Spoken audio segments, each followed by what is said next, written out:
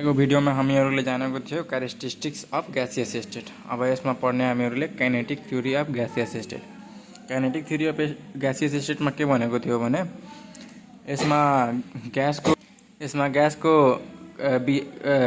Behaviour अनि gas लको बारेमा mathematical theory develop भएको थियो। यसमा हामीहरूले काइनेटिक कन्सेप्ट पनि बुझ्छौँ अनि के भन्छ त्यो म्याथमेटिकल थ्योरी पनि बुझ्छौँ। यसले प्रपोज गरेको थियो धेरैजनाले, त्यसमध्ये यहाँ के नाम छन् बर्नौली अनि बर्नौलीले फेरि त्यसलाई फर्दर डेभलप गरेन लेरोनिक अनि फेरि क्ल्याकियस अनि बोल्ट्जम्यान अनि त्यसलाई नाम दियो हामीहरूले kinetic molecular theory of gaseous. यसलाई हामीहरूले यस्तै एक्सप्लेन गर्न सक्छौँ इक्जाममा आयो भने explain the kinetic theory of gaseous state भनेर।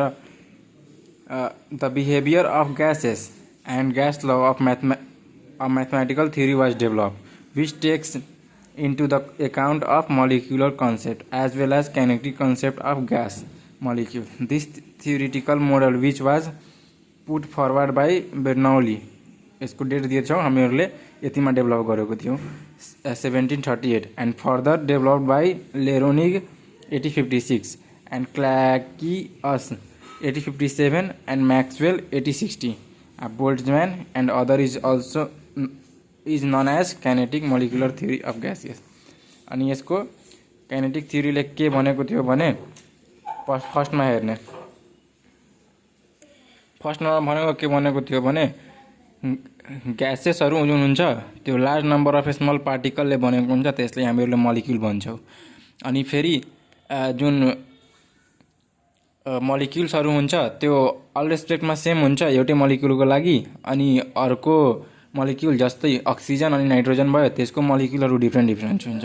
त्यसले हामीहरूले यस्तो लेख्न सक्छौँ भने all gases consist of very large number of small particle called molecule. For given mass of gas,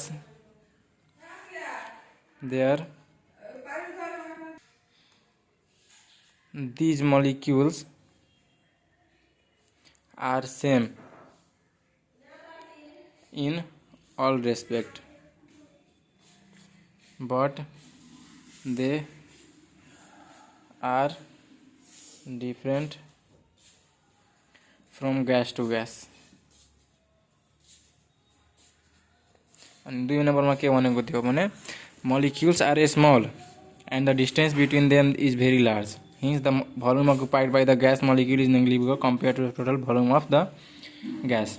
भनेको जुन मोलिक्युल थियो त्यो धेरै स्मल हुन्छ अनि डिस्टेन्स तिनीहरूको डिस्टेन्स धेरै लार्ज हुन्छ। भनेको मोलिक्युल्स फोर्स अफ इन्ट्र्याक्सन के हुन्छ धेरै विक हुन्छ, त्यसको लागि त्यसको डिस्टेन्स के हुन्छ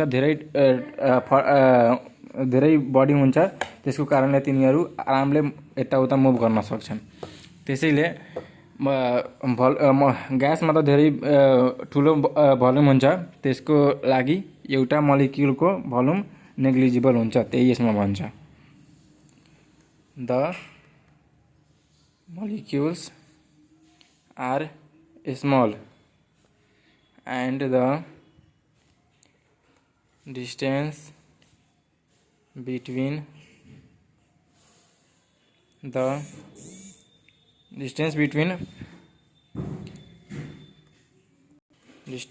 them is large, and hence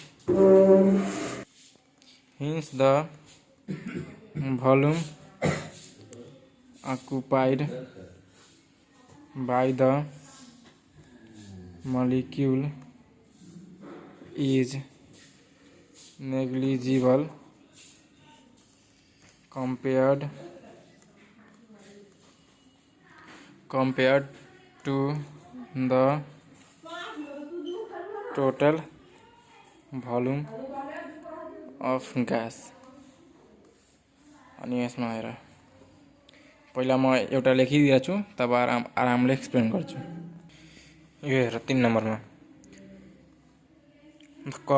coverage distance between the gas molecule are large and hence the force of attraction between them is negligible. Thus the molecules can move freely in all possible direction.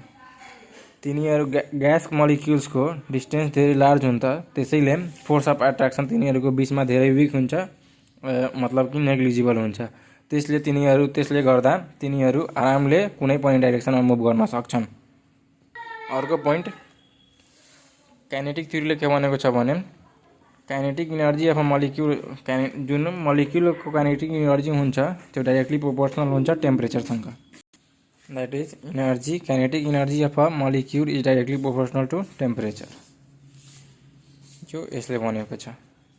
अनि लास्टमा के भनेको छ भने जुन molecule move गर्छ नि त्यसमा ग्राभिटीको कुनै पनि इफेक्ट लाग्दैन। There is no effect of gravity on the motion of molecules.